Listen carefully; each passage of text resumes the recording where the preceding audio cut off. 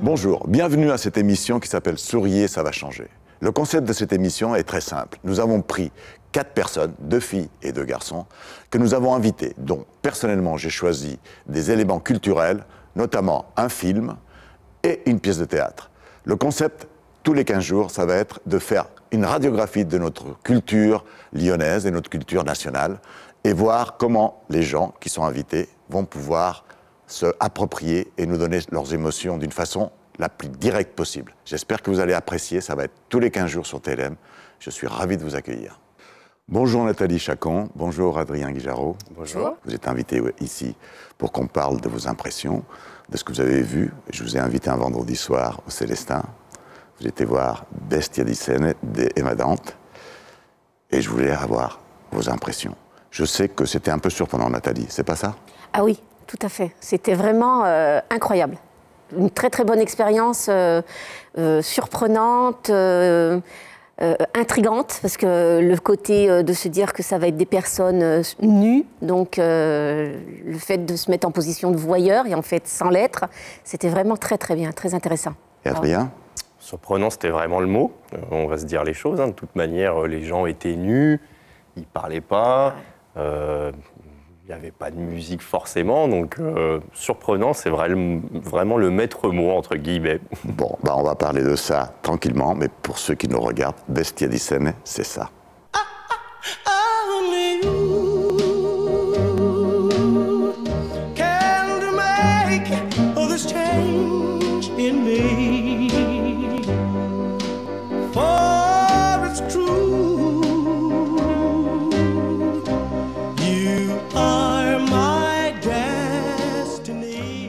Alors Nathalie, tu sais que le principe en général de cette émission, c'est de coller au maximum à ce qu'on a vu, se mettre en situation.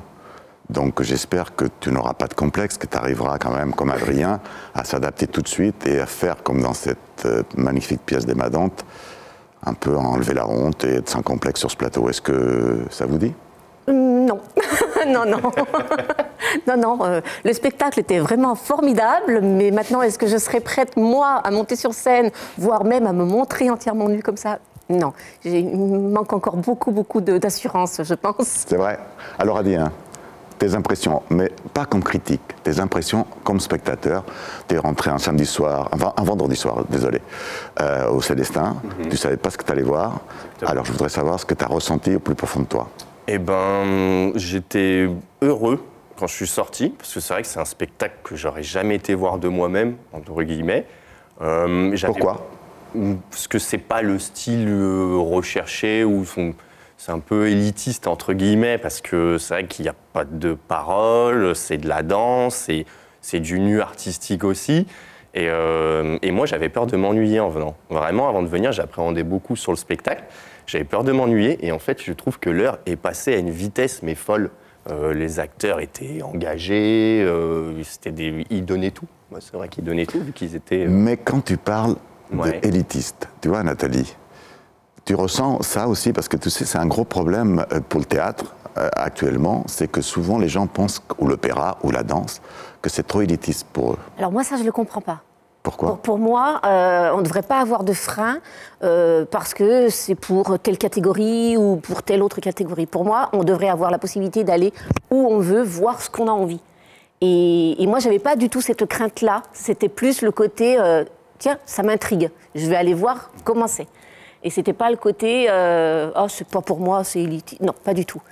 Et le fait que je vous ai choisi cette pièce où les personnages étaient nus, est-ce que ça a été un petit choc pour vous?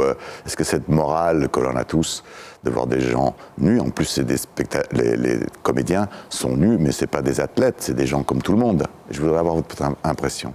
Justement, c'était ça qui était bien. C'est que c'était pas des gens, des esthètes, quoi. C'était pas la statue grecque, la belle femme, le bel homme. Non, il y avait de tout. Et c'est ce qui, justement, moi, m'a permis de vraiment me mettre dans le spectacle. De me dire, tiens, ils osent, ils y vont.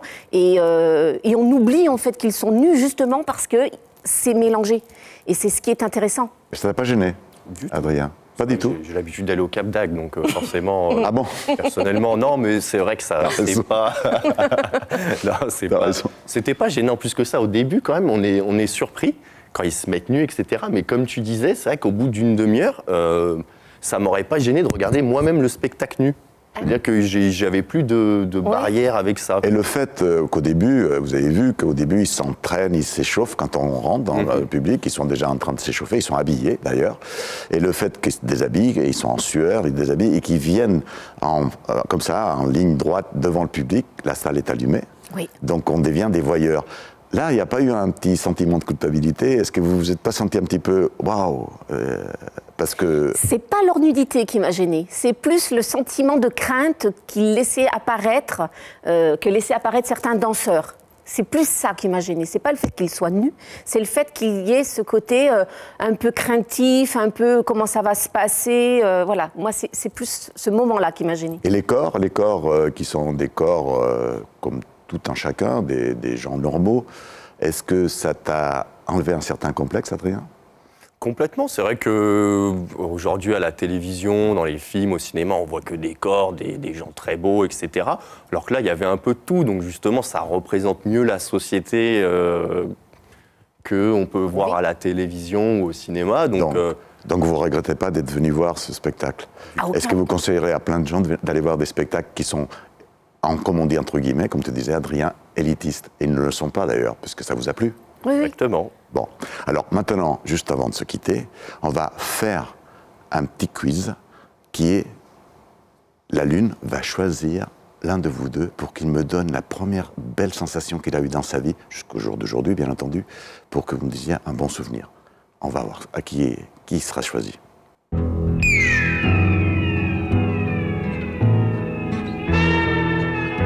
Adrien, c'est toi qui as été choisi.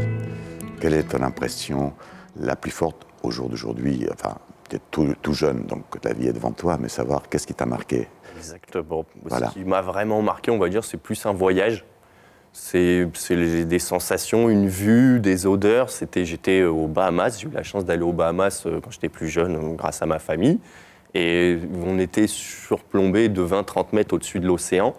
Et il n'y avait rien, c'est-à-dire qu'on avait juste l'océan devant nous. Et je me rappelle que chaque jour où je me levais et que j'avais cette vue-là, ça me faisait toujours le même effet. Et je pense qu'aujourd'hui, si je vivais là-bas, ça me ferait toujours le même effet. Bon, je pense que Nathalie, toi aussi, si tu vivais aux Bahamas, ça te ferait le même effet qu'Adrien. Moi, je pense aussi, oui, sans problème. En tout cas, je vous remercie. C'était un plaisir de vous partager votre vision de la culture et de cette pièce de théâtre d'Emma Dante qui s'appelle Bestia di Scène, et que ça veut dire bête de scène. Merci beaucoup à vous deux. Merci. Merci Victor.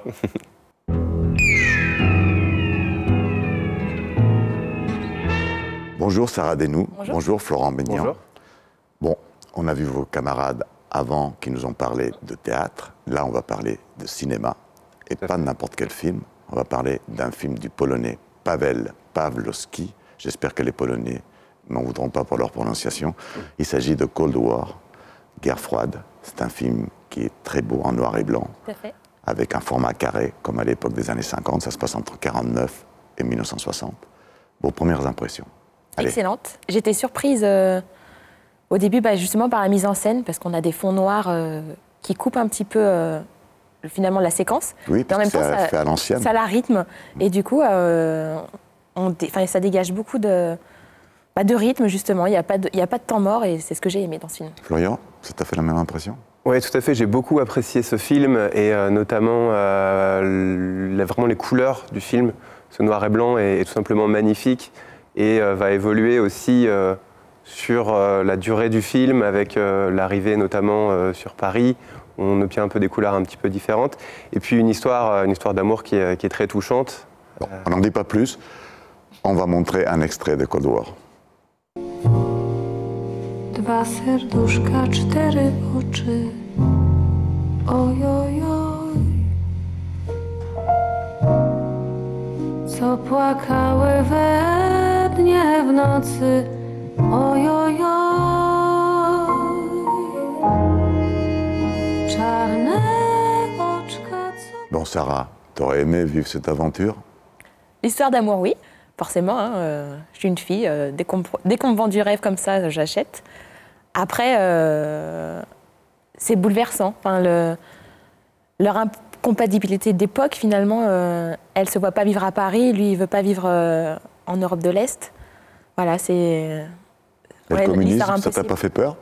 Est-ce que toi, Florian, t'aurais, par exemple, fait ce qu'il fait dans le film, de retourner de l'autre côté du rideau de fer et savoir que on va te mutiler la main en te faisant travailler des travaux forcés? Ouais, c'est vrai Par que amour, c'est- tu ferais ça? C'est une bonne question. C'est quelqu'un qui va à la mort d'une manière certaine et qui se reproduit encore cette scène à la fin. Et finalement, moi, j'ai trouvé ce moment touchant, mais c'est un peu le moment décisif aussi où en fait, on se dit que l'amour peut amener à la mort et que c'est un peu cette frontière entre les deux qui nous touche, quoi. Et justement, est-ce que cette façon de voir ce cinéma, qui n'est pas un cinéma, c'est un cinéma d'auteur, il a eu le prix de la mise en scène à Cannes, est-ce que ça vous a... Est-ce que c'est...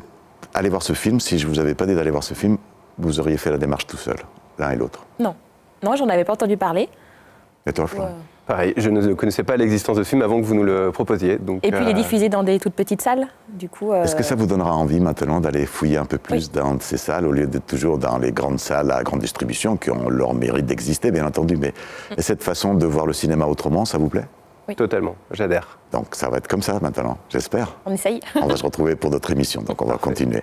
Génial. Bon, bah maintenant, il y a une petite surprise, c'est que la Lune va choisir l'un de vous deux pour qu'elle nous dise, ou que tu nous dises, Florian ou Sarah, quel est votre plus beau souvenir?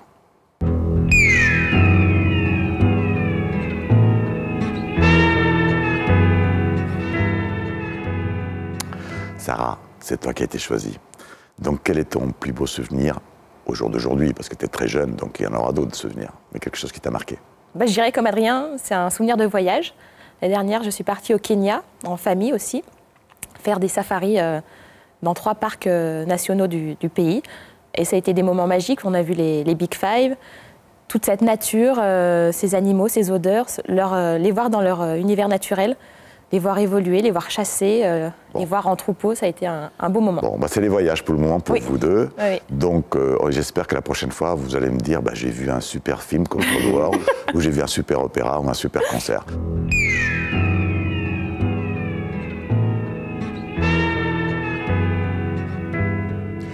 Merci à vous 4 d'être venus dans cette émission. On va se retrouver pour 2 autres émissions. En attendant, j'espère que vous serez nombreux à suivre cette émission Souriez, ça va changer. Vous pouvez la retrouver aussi en replay sur tlm.tv. À très très vite.